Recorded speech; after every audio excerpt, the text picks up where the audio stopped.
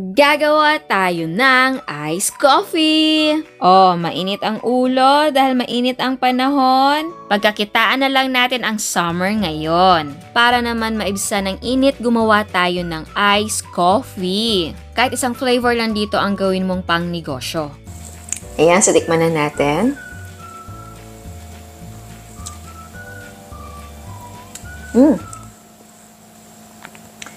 Maganda yung combination ng ice cream and coffee. Pero, ayan, eto naman ang mga sangkap na gagamitin natin sa ating iced coffee. Pero, may idadagdag pa tayo. Makikita nyo mamaya sa paggawa natin ng mga iced coffee series natin. May mga madadagdag tayo ng mga sangkap. So, ayan, gawin na natin.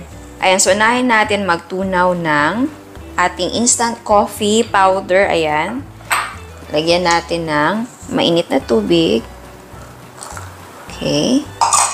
Tunawin natin yan. Ayan.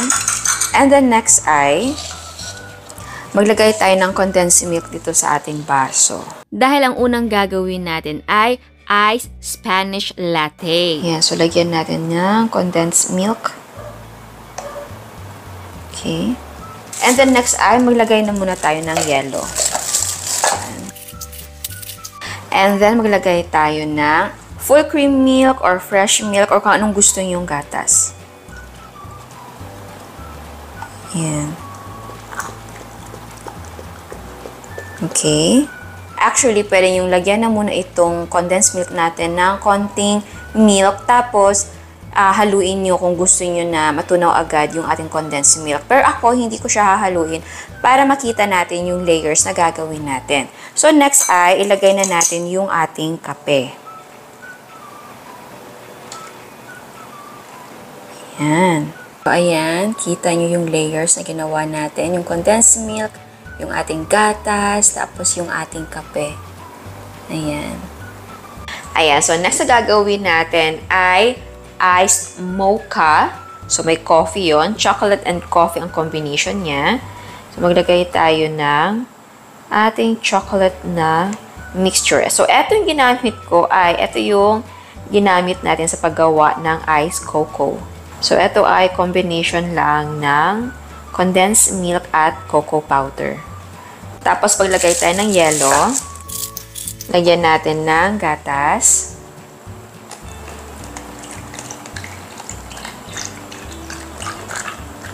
Ayan. And then, lagyan natin ng ating kape. Okay. Ito ay optional, maglagay tayo ng whipped cream. Okay. And then, malagay tayo ng konting tsokolate on top. Ayan. At eto na ang ating iced mocha.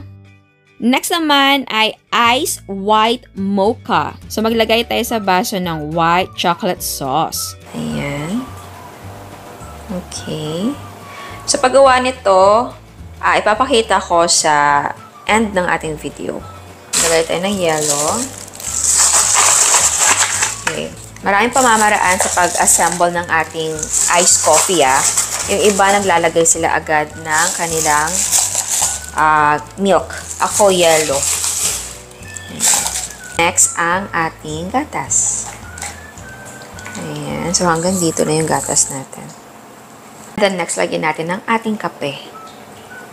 Ayan. Kape, kape, kape. Ayan. Tapos, feel ko lagyan siya ng whipped cream.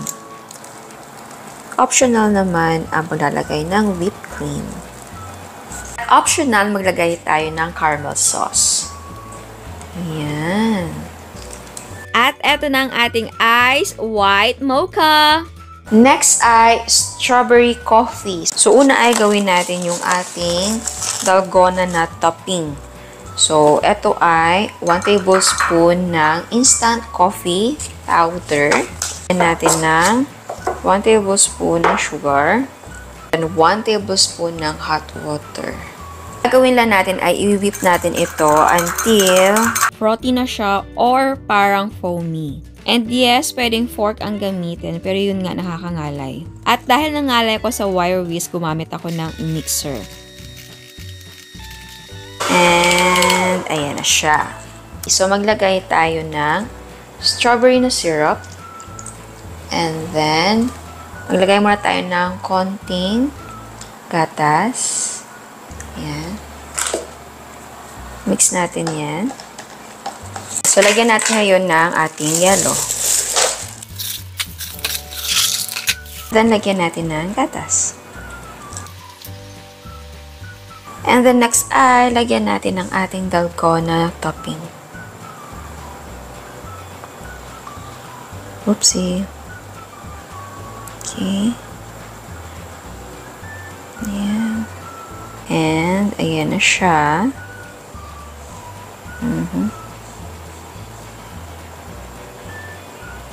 Okay, para sa ating coffee Milo or Milo coffee, maglagay tayo ng konting whipped cream. Ayan. Lagyan natin ng Milo powder.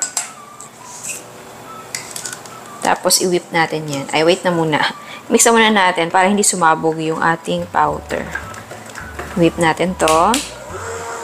Pero kung wala kayong whipped cream, pwede naman na hindi na gumamit. Timplahin mo na lang siya na regular. Ilagay mo sa baso yung ating Milo and then coffee, tapos gatas. Ayan, na-whip na natin siya. Ngayon, mag-assemble na tayo. Lagyan natin ng yellow yung ating baso. Lagyan natin ng gatas. Okay. Tapos, paglagay tayo ng ating kape. Ayan. Then, lagyan natin ng ating whip na Milo. Ayan. Kung gusto niyo maglagay ng asukal or condensed milk sa gatas, pwedeng-pwede. Mag-sprinkle tayo ng konting Milo powder. Ayan. At eto na ang ating iced Milo. Ang next na gagawin natin ay iced caramel macchiato. Maglagay na muna tayo dito sa ating cup ng 1 tablespoon ng ating condensed milk. Pwede mong dagdagan naman kung gusto mo na mas matamis pa. Okay. And then, lagyan natin ng milk. Yan. So, 150 ml ilagay natin. Yan. Tapos, ay i-mix na muna natin to. Okay, para sa caramel macchiato natin, meron tayong caramel na syrup. Yan. Yung iba naglalagay din ng vanilla syrup. So, combination ng vanilla and caramel yung inilalagay nila. Pero ito ay caramel lang yung ilalagay natin. And then, next ay maglagay tayo ng caramel sauce. So, actually, pwedeng una yung caramel sauce. Ayan. Oopsie. Ayan. Tapos, paglagay tayo ng yellow. Okay. Ayan. So, ilagay natin yung ating gatas. Ayan. Lalagyan natin ng kape. Ayan. Okay. Then, mag-additional tayo ng ating caramel sauce. Next na gagawin natin ay iced honey black coffee. Timpla na muna tayo. Ito, yung ating instant coffee powder. Ayan.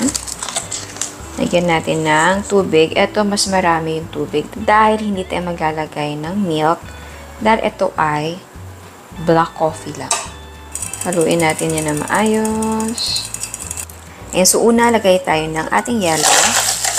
And then, lagyan natin ito ng honey. Ayan, so simpleng-simple.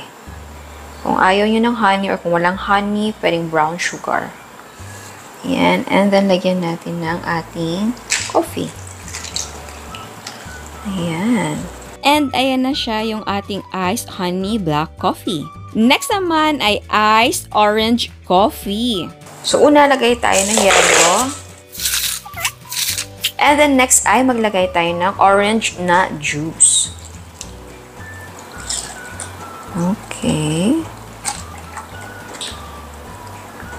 Ayan. And then, ang ating kape. Ayan. And ayan, very simple. Ito na ang ating iced orange coffee. Okay, next, ang ating affogato. So, maglagay tayo dito ng ice cream sa ating baso. Okay.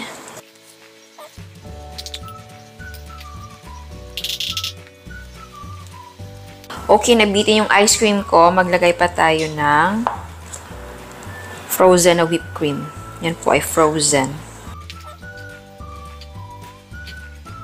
Ayan. So, naglagay ako ng buta sa gitna. Ilagay natin yung ating kape. Ayan. And voila! Eto na ang ating affogato. Okay, next gawin natin yung coffee na nasa plastic. Meron tayong brown sugar and kape. Tapos lagyan natin ng mainit na tubig. Ayan, para matunaw natin siya. Pero kung gusto nyo na condensed milk ang ilagay, pwede naman. Ito lang ay combination lang ng brown sugar and coffee. Ayan, so ito yung ating plastic. Inilagay ko dito sa baso na medyo mahaba para hindi tayo mahirapan sa paglagay ng ating gatas. Wait. Mahirap siya. Okay. So, maglagay na muna tayo ng gatas. Kung kaya nyo, na walang imbudo, okay lang. Ako naninigurado lang ako. Ayan. Tapos ay maglagay tayo ng yellow. Oops. Next, maglagay tayo ng ating kape. Ayan. Oh. And ayan na yung ating kape na nasa plastic. Sino nagpauso nito? At ayan, eto na ang ating summer recipe ng iced coffee. Ayan, eto na sila. Tikman natin. So, ang pipiliin ko ay etong affogato. Yung may ice cream natin na coffee. So, i-mix na muna natin para makumbine natin yung ice cream and coffee. Ayan, so tikman na natin.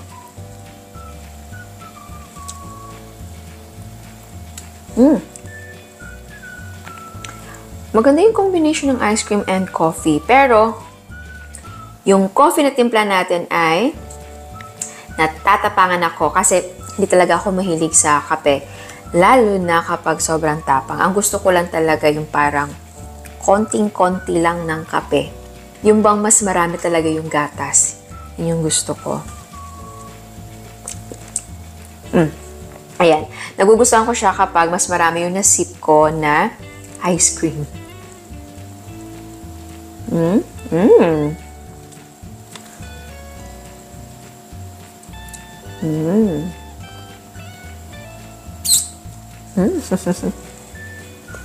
Yum. Inaangat ko yung aking straw dahil kung dun sa bottom, sisip-sipin ko yung sa bottom. Ang tapang ng ang tapang ng ating coffee. Okay, gusto ko rin tikman itong may orange natin na coffee. I-mix natin. Pero feeling ko dapat siguro mas konti na yung kape na inilagay ko. Pero yun nga, depende yan sa preferred nyo na kung gusto nyo mas marami yung coffee, mas matapang si coffee, or mas konti si coffee, or hindi masyadong matapang si coffee. Dahil ako, mas gusto ko hindi matapang si coffee. Yan.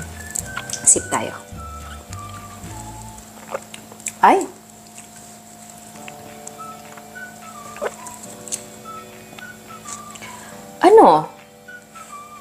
Refreshing yung dating niya. Yeah. Malalasahan ko talaga yung orange. Tapos, coffee. Hindi masyadong matapang si coffee. Expected ko talaga matapang si coffee. Pero eto,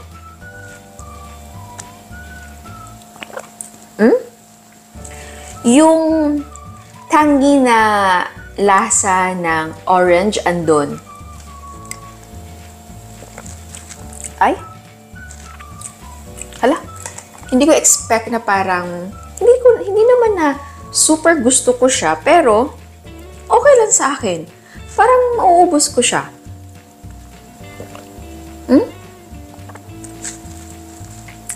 Not bad.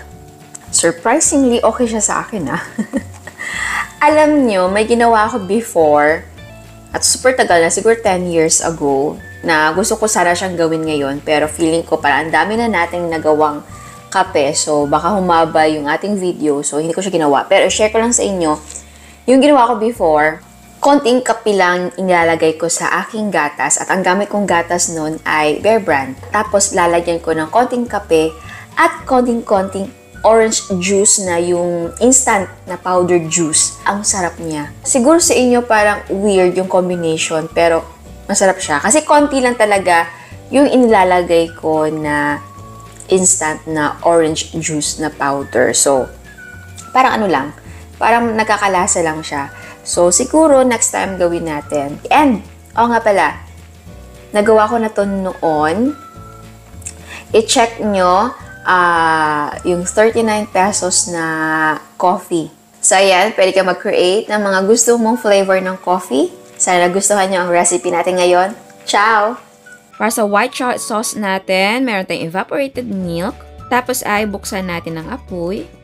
Maglagay tayo ng white chocolate. Tapos ay haluin natin ito para matunaw ang tsokolate. Etong ginagawa ko ay pang isang baso lang, pero ang ibibigay ko na sukat ng mga sangkap nito ay pang maramihan. Pagkatunaw ng tsokolate ay maglagay tayo ng condensed milk. Haluin ito at hayaan nating magkaroon ng soft boil. Ayan, nasa soft boil na. Ngayon naman ay maglagay tayo ng konting vanilla essence. I-mix ito at patayin na ang apoy. At sa mga hindi pa nakasubscribe, please subscribe sa ating YouTube channel. And please click the notification bell and please click all para ma-notify kayo sa lahat ng uploads. And please don't forget to like our Facebook page and follow us on Instagram. Thank you!